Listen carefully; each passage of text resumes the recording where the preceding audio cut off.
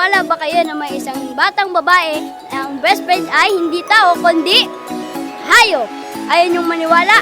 Sige, ito si Jewel Daon at ang kanyang beshi na si Kaw-Kaw di Carabao. Ang 11-year-old na si Jewel Daong sa Bukidnon may kakaibang alaga, ang kalabaw na si Kaw-Kaw. Sa tuwing nagkakasama kami, masaya ako kasi mabait si Kaw-Kaw na kalabaw. Para makatulong sa pamilya, pinapaliguan at pinapakain ni Jewel si Kaw-Kaw.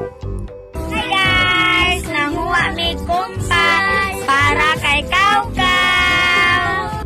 Pero teka, bakit nga ba Kaw-Kaw ang ipinangalan nila sa kalabaw? Naisip ko na ipangalan sa kanya ay Kaw-Kaw kasi yun ang bagay na pangalan sa kanya. Pero ang tatay niya, ayaw pa siyang palapitin noon sa Gentle Giant. Bilang isang magulang, inuunahan ka na po talaga ng takot para sa kaligtasan ng anak mo. Pero agad po nakuha ni Jewel ang loob po ni Kaw-Kaw. Mag-best friends na talaga sina Jewel at si Kaw-Kaw. Marami na rin dyan nai-inspire sa social media na maging mapagmahal sa hayop.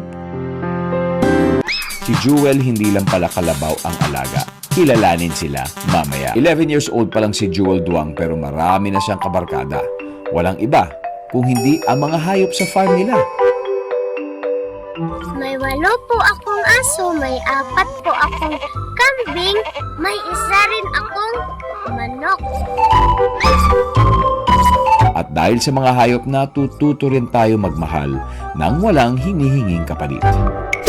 Marami po kaming exclusive content para sa inyo. Just visit gmainetwork.com/entertainment at i-follow kami sa aming official Facebook, Instagram, X, TikTok at YouTube accounts.